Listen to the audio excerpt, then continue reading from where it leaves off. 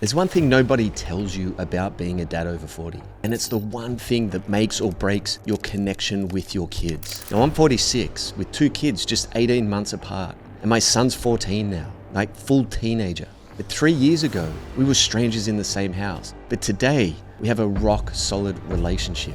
And I've helped hundreds of other fathers do the same, not through tactics, but through a shift in how they lead themselves. And so maybe you know the feeling. Most things seem in place, but at home, your teenager barely looks up. Conversations feel forced. Maybe you feel like you're constantly failing at the one job that actually matters. Now, this isn't another parenting video just filled with hacks or rules or gentle parenting advice. This is about the inner game of fatherhood, the mindset shifts older dads must make if they want to stay calm, if they want to stay connected, if they want to lead without losing their family in the process. But here's where most fathers get it wrong. And I was guilty of this for years. You see, we think there are only two ways to handle teenage chaos. Option one is you become the keep the peace dad, right? You don't really get involved. You say yes to most things. You avoid the conflict that's happening.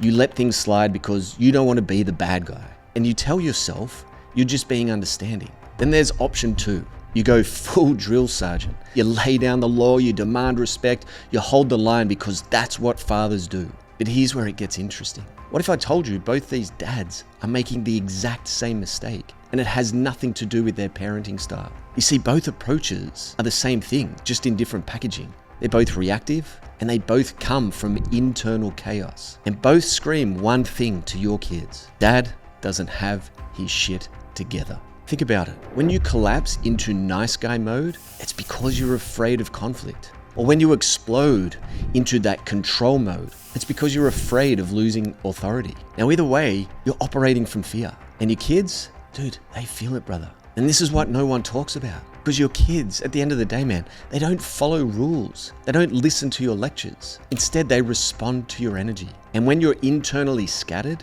bouncing between business stress, marriage pressure, dad guilt, they mirror that chaos right back to you. They take advantage of the gap. They test you with their attitude, they roll their eyes, they'll pull away. But that's not defiance, man. It's a test of where you're at internally. So here's the shift that changes everything. Stop trying to fix your kid. Instead, focus on organizing yourself. Because when you're grounded in who you are, when you've got internal structure, when you've got clarity, when you've got that confidence, your kids naturally orient to that. And at the end of the day, your kid doesn't need a perfect father. They just need a clear and confident one. Now get it, brother. You might be sitting there thinking, that all sounds good, but how do you actually become grounded and clear when you're drowning in business pressure, family chaos, all the responsibilities of life? Well, what you need to understand first is that most parenting advice out there falls short. And that's because they tell you what to be. They tell you to be patient. They tell you to be present. They tell you to be connected. But they never show you how to actually get there when you're running on empty. Look, I've been in the trenches for over 14 years. I started this journey before my kids were even born, through IVF, where I had to face what being a father really meant and coming face to face with the truth about who I needed to become. And since then, I've obsessed over this work. I've tested everything. I've failed a lot, and I've discovered that there are 3 specific shifts that actually work. And these are the same shifts that have worked not just for me, but for hundreds of other driven fathers out there. So let me break down exactly what changes everything. Shift number 1 is you need to lead yourself first. What I notice is that most dads out there are trying to lead from the outside in. They're looking for more rules, they're looking for more boundaries, they're looking for stricter consequences, thinking if they just find the right combination, their kids will finally listen. But here's what I learned the hard way. When I stopped trying to manage my son's behavior and started managing my own state, everything shifted. And the first place I noticed it was, there was this morning when my son was just being a nightmare, man. Just typical 14-year-old boy stuff. And normally, I'd have blown up or gone very silent due to his actions and his behaviors. That morning, I'd already done my work. 45-minute workout, I'd done my breath work, I'd done my journaling, I'd done my meditation. I was clear on my priorities. So when he started pushing buttons, I stayed solid, I stayed grounded. And so through the chaos, I simply just looked at him with a smile and reminded him that I love him, gave him a hug, and I went back to making my breakfast. There was no yelling, there was no pleading, there was no negotiating, there was just presence. And then 5 minutes later, my son came back to me with a very different energy Because your kids, man, they need to see you handle your chaos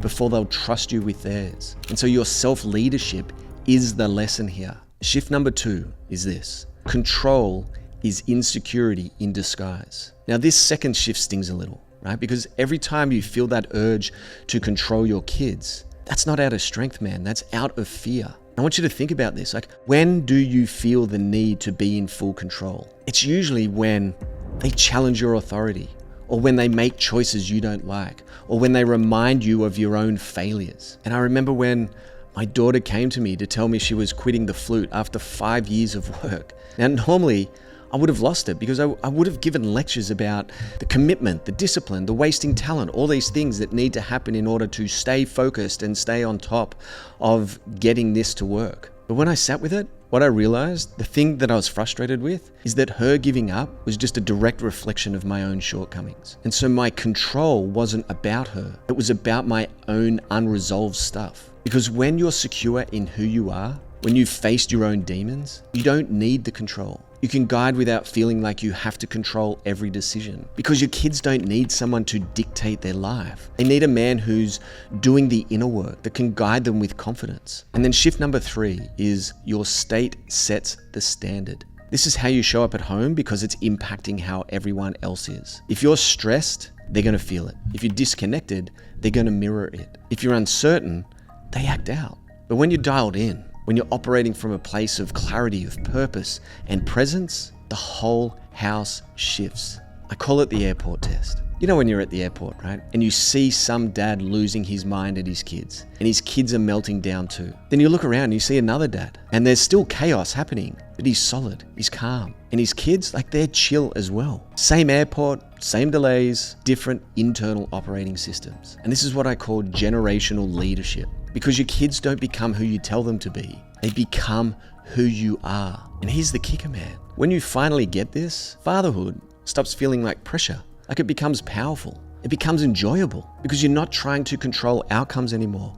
You're just being the man they can count on. But as you know, knowing this and living it are 2 different games. And here's what no one wants to admit. Your kids are growing up fast. That 14-year-old, in 4 years, they're probably out. They're off to uni or college, they're building their own life. And what's the relationship like that you have with them then? Well, it's based on how you build now. Not tomorrow, not when things calm down at work, not after the next quarter, right now. But when you make this shift, when you understand what I'm putting across here, things are very different. Like, imagine walking through your door tonight and actually feeling calm, centered, present. Your teenager looks up to you, not because you demanded it, because your energy draws them in. Conversations start to happen naturally. Not forced quality time, but this real, genuine connection. And that guilt, man, that constant weight telling you that you're failing them, like, it's gone. Because you're not performing fatherhood anymore. You're literally being it. And if you're serious about showing up as the father your family actually remembers and wants to be around, not just the provider, not just the disciplinarian, but the grounded, present, powerful man they look up to, then I want to invite you to something. You see, each quarter I work with 12 men specifically, and it's by application only. I run a program called the Rising Kings Experience. And the men who go through this, they walk away with a system that makes fatherhood feel natural again, right? Their kids start bragging about them. Their wives start seeing them again. And for the first time in a long time, they respect the man staring back in the mirror. And if it sounds like the path that you want to be on, I've put a link in the description below. But if right now you want the cheat code to better connection with your wife, then I created a video on the 3 hidden habits that destroy marriages that you should watch right here. Stay strong.